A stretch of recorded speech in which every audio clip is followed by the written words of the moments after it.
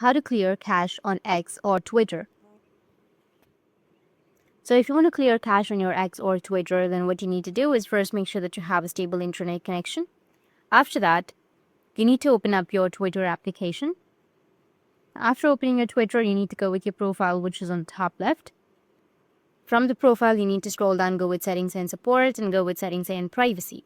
Now here, we need to scroll down and go with accessibility. After that, we need to go with data usage, which should be the fourth option.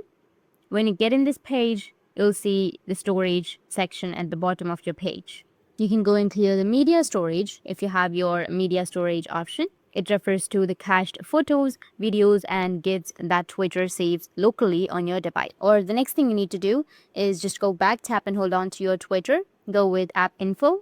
Here on the bottom, you will have clear data, tap on it, and then tap on clear cache and tap on OK. And it will clear all of the cache on your X or Twitter.